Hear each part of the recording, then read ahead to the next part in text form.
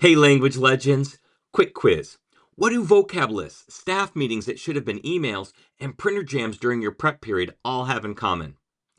Ding, ding, ding. Yep, they all waste your time, crush your will to live, and turn your students into slowly melting desk puddles.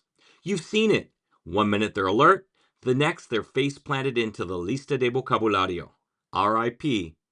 And yet, every single year, someone tells us, just give them a word list. It's best practice. Best practice for insomnia, maybe. So here's the deal. Today we're going full on pedagogical rebel. No more vocab lists. No more memorize these 20 totally random nouns and then regurgitate them on Friday while sweating through a Scantron. Nah, I'm going to walk you through 3 outrageously effective low prep and, dare I say, rebellious vocab strategies that actually work. And yes, they're all CI friendly, student approved, and completely free of soul crushing worksheets. We're talking strategies that get students laughing, listening, engaging, and accidentally acquiring vocab while arguing about whether dogs should be allowed to vote. If you're ready to stop handling out dead word lists and start teaching in a way that actually works, stick around. We're lighting the list on fire and replacing it with something way better. Let's make vocab fun again. Let's go. Okay, before we jump into the 3 vocabulary strategies that are about to make your life easier and your students actually remember things, we need to talk. No, really. Let's air out some pedagogical dirty laundry. Why don't vocab lists work? I mean, we keep using them like they're the holy grail of language learning. But let's be honest, they're more like that one drawer in your kitchen full of dead batteries and mystery cables. You think it's useful, but is it really? First up, zero context. Handing a student a word like manzana without context is like handing someone a fork, but no plate, no food, and definitely no salsa. Like, thanks? What are they supposed to do? Stab the air until fluency magically appears? Second, vocab lists rely entirely on short-term memory. And you know what else relies on short-term memory? The last 3 digits of your Wi-Fi password. You know, the one you've typed 7,000 times and still forget every time your phone randomly logs off. That's vocab list learning. It works just long enough for your students to pass a quiz and then poof, gone. Deleted from their brain like an unused app. And third, and this one's my personal favorite, vocab lists create the illusion of learning. You know the drill. Look, profe, I spelled el papel correctly on the quiz. Amazing, truly, gold star. But then you ask them to use it in a sentence, and suddenly they look like they've been called into the principal's office for a crime they didn't commit. Sweating, staring, panic in their eyes. Now listen, vocab lists aren't evil. They're not out here maliciously sabotaging your students. They're just incomplete. It's like handing your students a list of Lego bricks names and saying, cool, now build Hogwarts. What they really need is the full Lego set with instructions, a storyline, some dragons, a secret trapdoor, and a minifigure named Javier who wears a cape and mysteriously disappears halfway through the lesson. So today, we're doing just that. We're not just ditching the list. We're replacing it with something that makes sense, sticks in their brains, and makes you look like a teaching wizard. Let's talk about how to teach vocab in a way that actually works. Grab your coffee, grab your cape. Here we go. Let's talk about the holy grail of student engagement, the Swiss Army knife of CI, the one thing that's low prep, high impact, and weirdly addictive once you try it. PQA, personalized questions and answers, or as I like to call it, the gateway drug to engagement. Yeah, I said it, because once you use it, you and your students are hooked. It's CI friendly, it's deeply human, and best of all, it turns your students into the content.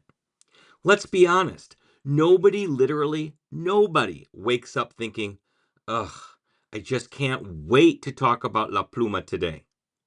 But if Carlos owns a glittery purple pen that he guards like it's the last Horcrux, suddenly La Pluma has a personality. We've gone from boring noun to full-on dramatic backstory. So how do we PQA like a pro? Let's break it down step by step. First, pick your target word or phrase. Let's go with quiere, wants. Easy, juicy, and full of potential. Step 2, ask a question so weird it can't be ignored. We're not saying, ¿Quién quiere una pluma? Who wants a pen? Snooze fest. Try, ¿Quién en esta clase quiere vivir en un castillo? Who in this class wants to live in a castle? ¿Quién quiere una pizza de insectos? Who wants an insect pizza? ¿Tú quieres una llama como mascota? You want a llama as a pet? Con sombrero? With a hat? You want the kind of question that makes students look up from their Chromebooks like, wait, did profe just say pizza de insectos? Step 3, get nosy. This is not a one and done. If Marco says, sí, quiero una pizza de insectos, you do not move on. You dig in. ¿Por qué? ¿Estás bien? ¿Es una pizza romántica o profesional? ¿La pizza tiene patas? ¿La compartes con tu abuela? Why? Are you okay? Is it a romantic pizza or professional? Does the pizza have paws? Do you share it with your grandma? Before you know it, you've used quiere 10 times. The class is cackling and suddenly everyone cares about bug pizza. Bonus pro tips. Use props. Seriously, bring a rubber chicken. Hold it up and ask, ¿Quién quiere el pollo de goma? Who wants the rubber chicken? It'll be chaos. Beautiful. CI infused chaos. Fake debates.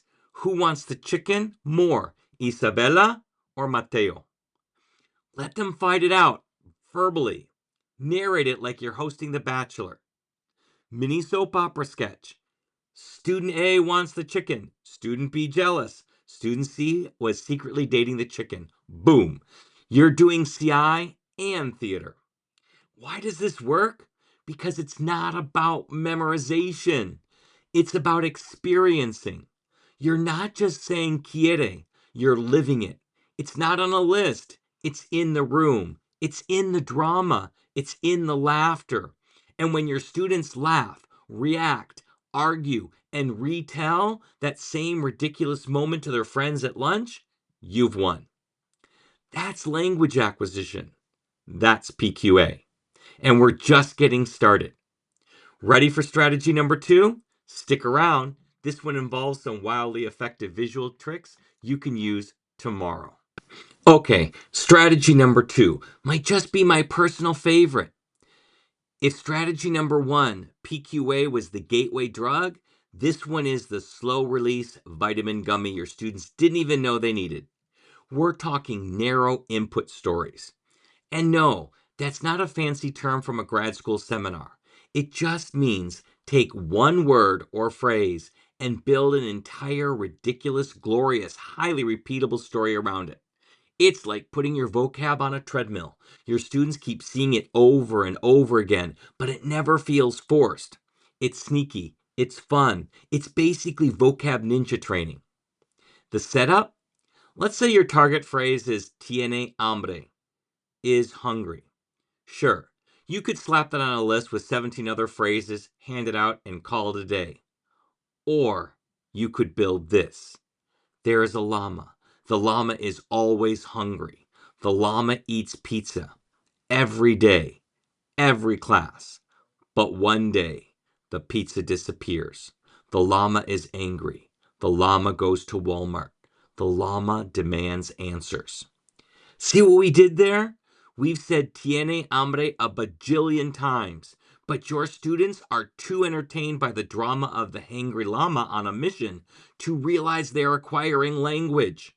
And by the end, they don't just know what tiene hambre means, they've lived it, they've felt it, they've emotionally bonded with that llama. 3 ridiculously effective narrow input story ideas? First, the baby with too much hair. Target word, tiene, has. There is a baby. The baby has a mustache. The baby has a beard. The baby has a unibrow. The baby is terrifying. Why? Nobody knows, but it definitely has something. You just used tiene 5 times. Students are howling. Mission accomplished. 2, the dog that wants a job. Target word, quiere, wants. There's a dog. The dog wants a job. He tries to be a doctor. Disaster. He tries to be a teacher. Complete chaos. He finally becomes a TikTok influencer with sunglasses and a catchphrase. Boom. You've just snuck in quiere more times than your school has PD meetings about student agency. 3, the invisible squirrel. Target word, is. There is a squirrel. The squirrel is invisible. The squirrel is angry. The squirrel is the principal. Plot twist. The squirrel cancels recess. Your students are laughing. They're repeating S without being told to, and they're low-key ready to write a sequel. The story structure for maximum impact: start with a character and give them one weird quirk.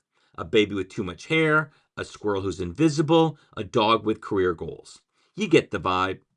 Build repetition around your target word. Keep it super narrow, 1 or 2 words max. Repeat naturally through the plot, not like a robot stuck in a loop. End with a twist so absurd your class talks about it for weeks. This is how classroom legends are born. Teacher tip: let the chaos happen strategically. Ask your students for input. Let them name the llama, pick the setting, decide if the pizza is vegan or stuffed crust. When they contribute, they care. And when they care, the words stick. Yes, it'll get chaotic. But guess what? Chaos plus comprehensible equals CI gold. You're not just teaching a list, you're building a memory. And that's what makes this magic. Stick around. Strategy 3 is coming up next. And this one, it's all about visuals, drama, and one wildly simple trick that'll change how you teach vocab forever. Let's keep going. Okay, strategy number 3 is where things get visual. Like literally visual. We're talking about a secret CI weapon so powerful, so sneaky, so wildly fun, it should honestly come with a warning label. It's called image talk, and it works like this. You throw a photo on the screen, but not just any photo. Not 2 kids holding books in a library. No, we're going full chaos mode. Let's say it's a cat in a tiny business suit, sitting at a desk with a laptop and a coffee mug. Already you've got questions. Why is he dressed like that? Is he in a Zoom meeting? Does he hate Mondays like the rest of us? And that's exactly what your students are thinking. Here's how to do it. Choose an image that makes you laugh, blink twice, or go, what the actual heck? Boring is the enemy. Weird is your friend. Throw the image on the board and ask simple, targeted questions. Not random questions. Questions that use your target vocab. ¿Está enojado? ¿Tiene hambre? ¿Es un gato famoso? ¿Tiene una junta con su jefe? Now you've got your students predicting, interpreting, speculating. You've also just repeated your key structures like 20 times. And not once did you say, please memorize this list for Friday. Then go deeper.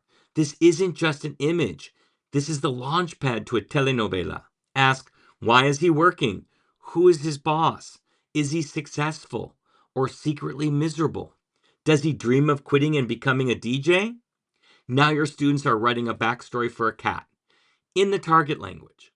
Welcome to peak comprehensible input. Pro tips to level up the picture talk. Weird, stock photos are your new BFF. The more unhinged, the better. Think raccoon in a hot tub, chicken in sunglasses. You want vibes, not realism. Let students rate the photo afterwards. 5 estrellas porque el gato tiene estilo. Una estrella porque parece que el gato llora en su carro después del trabajo. Make it interactive. Turn it into a what happens next drawing challenge, or a quick write, or fake an interview with a cat. Bonus points if the cat gets promoted. Why does this work? Because it's visual. It's hilarious. It's 1% prep and 99% gold. You're not drilling vocab. They're absorbing it through storytelling, laughter, and shared absurdity. Also, when students are having fun, their brains open up like a Wi-Fi signal with no password. They stop trying to learn language and start thinking in Spanish. No vocab list, just one confused looking cat. And suddenly, your students know está enojado, tiene hambre, and es trabajador without breaking a sweat. And that's the magic. Stick around because we're about to wrap this up with one quick recap on how you can use all three strategies together for max impact. Starting Monday. Let's bring it home. Loving this beautiful chaos? Feeling the power of llamas, glitter pens, and business casual cats? Then you're definitely going to want to check out what we've got next. Our back to school bootcamp. It's not just a course, it's a survival guide for CI teachers who want to ditch the vocab list and still survive August without turning into a sleep deprived squirrel with a clipboard. Inside the bootcamp, we're giving you the real tools. How to launch your year with CI from day one. Routines so smooth they'll practically teach themselves. Vocab retention without the song and dance routine. Unless you want it, then jazz hands are welcome. Whether you're new to CI or just tired of reteaching Quiere for the 47th time, this bootcamp is your next best move. Sign up now at mm.us/bootcamp because your future self deserves a classroom that runs like magic and a brain that's still functioning by September. Let's start the year strong and maybe set a few vocab lists on fire together. All right, vocab warriors, let's do a quick recap before your brain logs off and starts planning what's for dinner. Today, you unlock the holy trinity of CI vocab magic. PQA, where the vocab gets personal, ridiculous, and so memorable, your students will be quoting each other instead of TikTok. Narrow input stories. You build them weird, they remember forever. These are the stories your students will tell their grandchildren or their group chat. Picture talk. Basically, you, as a pop culture commentator, narrating the lives of confused animals and chaotic stock photo characters, but in the target language. These aren't just alternatives to vocab lists. They are full-on glow-ups. And the best part, your students will actually use the words, not memorize them. Panic, pass the quiz, and forget by lunchtime. But hey, maybe now you're thinking, okay, this sounds amazing, but how do I plan all this out without sobbing into my flare pens at 11 p.m.? Easy. Watch this next. Create a CI pacing guide that actually works. It's the follow-up you didn't know you needed, but now can't live without. Think of it as your roadmap to planning like a boss without burning out.